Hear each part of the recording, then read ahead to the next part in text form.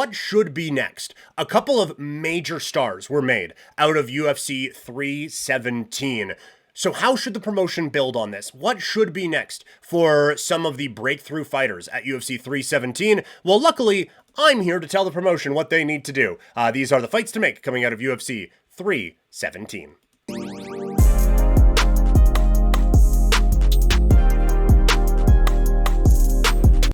So UFC 317 was able to captivate the audience and really draw in the attention. Now it's time to take advantage of that. Now it's time to pivot and see what is next for these fighters who got all this attention. Let's start at the top. Ilia Topuria. This isn't the biggest name. And there is obviously a big name fight out there for him. And if they wanted to go the Paddy Pimblett route, okay.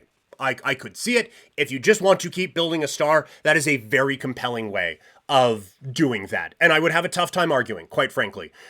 If we are going on merit, and I still think that there are questions to be answered for Topuria, I think he answers a lot of them if it is Arman Tsarukyan going into it.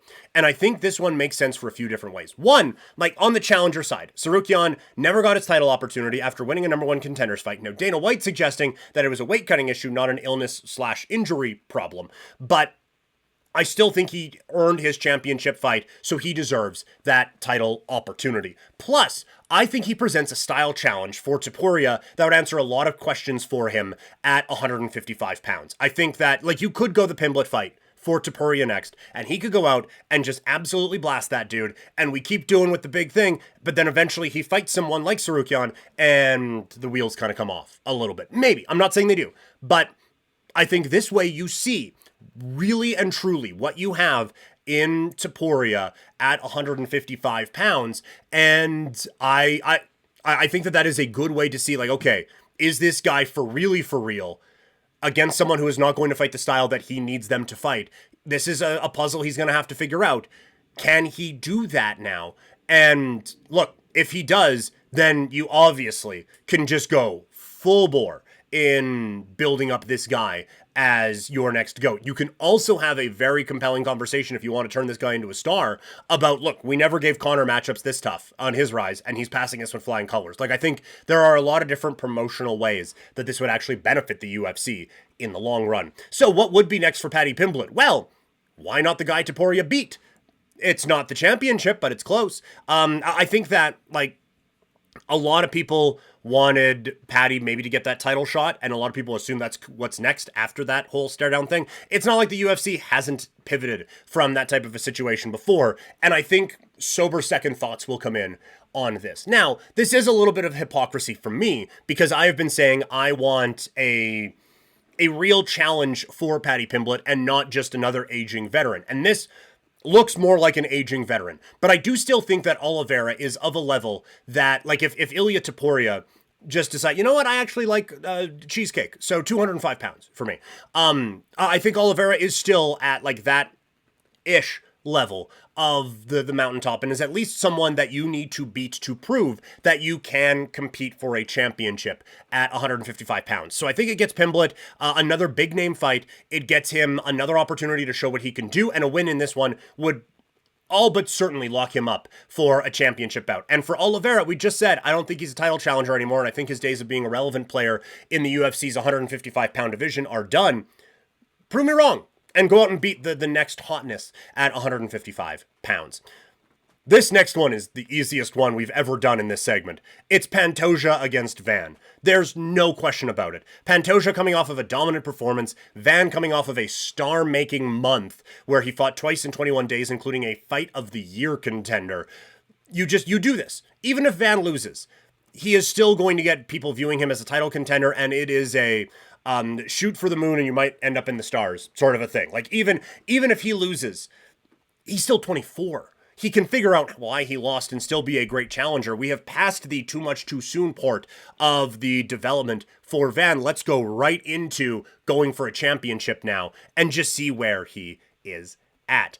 Don't forget to, if you're watching on YouTube, hit that subscribe button. And also, if you want to know when we got videos coming up for Couch Potato Diary, hit the notification bell as well. All that stuff really does help this podcast grow. For the two guys who were in the fights against the dudes who we have going for the title next, Why not? Let's just do full tournament style. This is the bronze medal fight of UFC 317. As Kai Kara France, I have him next against Brandon Royval. If this is boxing, you probably want to give, obviously, or honestly, you want to give both of these guys probably like tune-up, stay busy fights. For KKF, you would want it to be a, let's just get this guy back on track sort of a thing.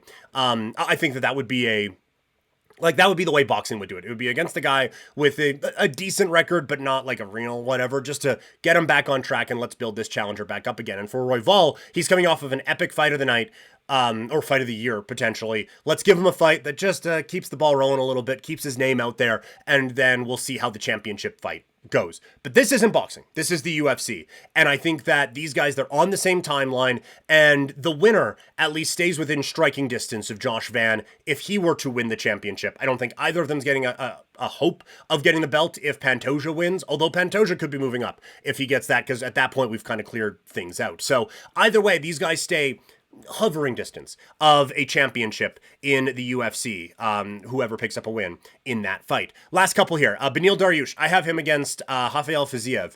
Fiziev coming off of a win last month as well, so they're both basically on the same timeline. He had lost 3 in a row at one point, Fiziev, and so this is a good chance for him to work his way back up and see where he really stands, because it's a couple of losses against Gaethje and one against Gamrot.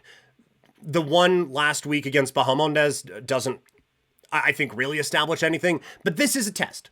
And it is one that Moicano did not pass. But this is a test to see, like, okay, yes, you've lost to a couple high-level fighters, but where are you really at? And Bahamondes, okay, we've at least passed that level. Now can you pass the Beneil Dariush one? So I think it makes sense. And then again, we're kind of doing winners against winners, losers against losers. I have Moicano against Ignacio Bahamondes. Back-to-back losses for Moicano after becoming #1 contender. That is not great. So I think that he has kind of moved to the back of the pack in terms of public interest and in terms of the UFC rankings right now. Bahamondes isn't in the rankings, but he's also coming off of a loss. And again, on the same timeline, I think it gives Moicano a chance to see, like, okay, how far has this fallen? Let's try to get you back on track here, get a win, and see where you're actually at in this division. And for Bahamondes, it's a chance to fight a guy who is challenged for a championship and really test yourself in that way. So I think it's an interesting bout and would be one that would make sense for both sides. A reminder that Couch Potato Diary, we're trying to grow here. So if you could help by sharing whatever you're consuming right now, whether it's the full episode where you're listening, or if you're watching this video, just hit that share button, send it out to a few people that you like, get in on the fight conversation, because we really want to grow Couch Potato Diary.